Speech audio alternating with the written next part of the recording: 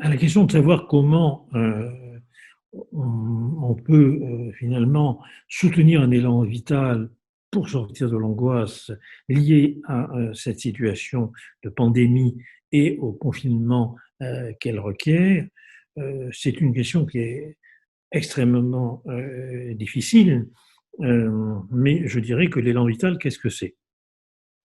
L'élan vital, c'est ce que Freud appelle la libido. C'est quoi la libido? Ça veut dire l'appétit. C'est-à-dire comment soutenir l'appétit des gens pour qu'ils sortent, alors je dirais moins d'ailleurs, d'un état d'angoisse que d'un état de sidération. Car nous avons vécu quelque chose qui peut s'apparenter à un traumatisme. Qu'est-ce que c'est que le traumatisme? Ce n'est pas l'irruption simplement d'un événement physique ou social ou écologique qui vient nous faire mal, qui vient nous blesser.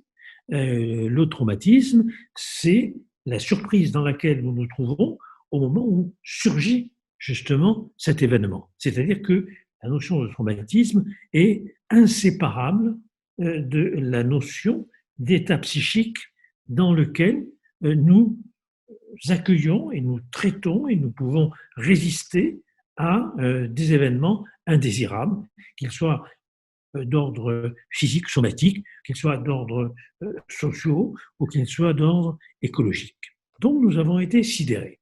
Nous avons été sidérés donc avec une difficulté de penser, avec une difficulté de parler, et en rajoutant effectivement la prescription d'une distanciation sociale, nous avons été également dans l'impossibilité de partager avec d'autres justement les effets sur notre psychisme et les effets sur notre existence au quotidien de l'irruption de ce traumatisme avec des effets tout à fait comparables au stress post-traumatique.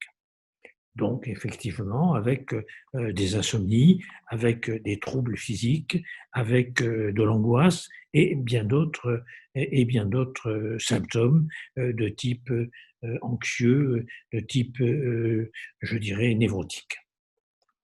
Soutenir l'appétit, c'est soutenir la possibilité de sortir de cet état de sidération pour pouvoir justement parler avec l'autre, pour pouvoir partager avec l'autre, pour pouvoir lui raconter la manière dont j'ai vécu les choses et pour pouvoir partager avec lui la manière dont il a lui-même vécu les choses et essayer de comprendre un petit peu ce qui nous arrivait, jusqu'à y compris à manifester à la fois de la dépression, du désespoir ou de la colère, ce qui s'est d'ailleurs d'entrée de jeu manifesté à l'endroit de nos gouvernements, eu égard à l'état d'impréparation dans lequel ils nous ont maintenus dès le début.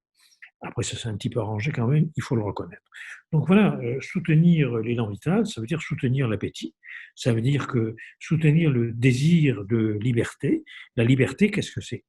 La liberté, comme le dit Hannah Arendt, la philosophe, ça requiert la présence d'autrui. Donc, soutenir la liberté, c'est soutenir la présence d'autrui, même si je ne peux pas le toucher, même si je ne peux pas l'embrasser, mais au moins je peux le voir, au moins je peux lui parler, au moins je peux le regarder.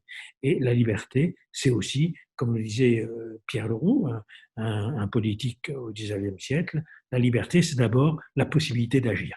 Or, nous avons été, avec le confinement, dans l'impossibilité d'agir d'une certaine manière.